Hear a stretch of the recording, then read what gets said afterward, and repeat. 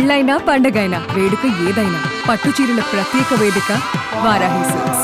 ప్రపంచాన్ని మరోసారి అతలాకుతలం చేస్తుంది. కరోనా అంత విలయం సృష్టించినా ఇంకా చైనా మారలేదు. మళ్ళీ ప్రపంచానికి అలాంటి వైరస్నే అంటించింది. ప్రస్తుతం డ్రాగన్ కంట్రీలో విలయతాండవం సృష్టిస్తున్న హెచ్ఎంపీవీ మహమ్మారి వైరస్ ఇండియాలోకి ఎంట్రీ ఇచ్చింది.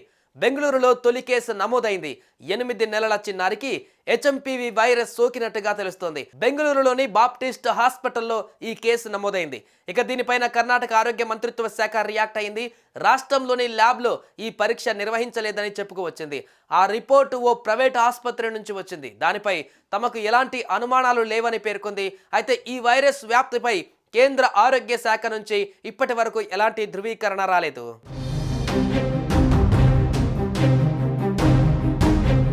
అయితే ప్రజలు మాత్రం కరోనా చేసిన గాయాన్ని మర్చిపోవడం లేదు. ఇదే విధంగా ఒక్కొక్క కేసుగా నమోదై లక్షలాది మందిని పొట్టన పెట్టుకుంది. ఎంతో మందిని నిరాశ్రయాలను చేసింది మహమ్మారి. ఇప్పుడు చైనాలో పుట్టిన ఈ కొత్త వైరస్ వల్ల కూడా అలాంటి పరిస్థితులే తలెత్తుతాయా అనే సందేహం ప్రజల్లో మొదలైంది.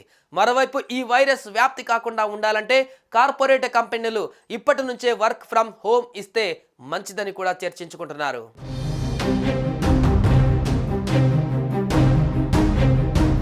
కరోనా వైరస్ ను జనం మర్చిపోతున్న తరుణంలో మరో కొత్త వైరస్ కు చైనా పుట్టినిల్లుగా మారింది.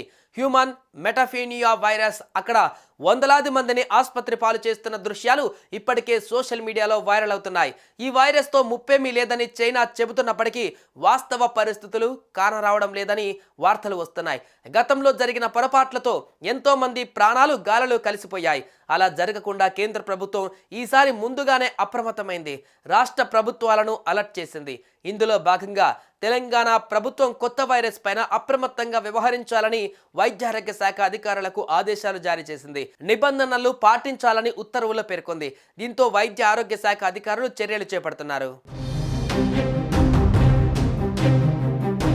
చైనాలో బయటపడ్డ కొత్త వైరస్ హెచ్ఎంపీవీ భారత్లోకి ప్రవేశించింది. బెంగళూరుకు చెందిన 8 నెలల పాపకు ఈ వైరస్ సోకినట్లుగా పరీక్షలలో బయటపడింది. ఈ విషయాన్ని కర్ణాటక ప్రభుత్వం నిర్ధారించింది.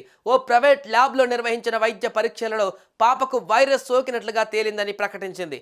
దీంతో ఇప్పటి వరకు చైనా, జపాన్లకే పరిమితమైన ఈ కొత్త వైరస్ బెంగళూరు చిన్నారికి సోకడం పైన ఆందోళన వ్యక్తమవుతోంది.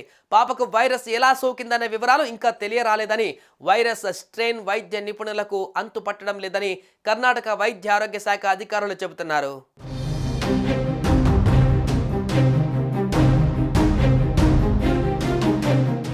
సుమన్ టీవీలో మీ పర్సనల్ అండ్ బిజినెస్ ప్రమోషన్స్ కోసం కింది నెంబర్కి కాంటాక్ట్ చేయండి.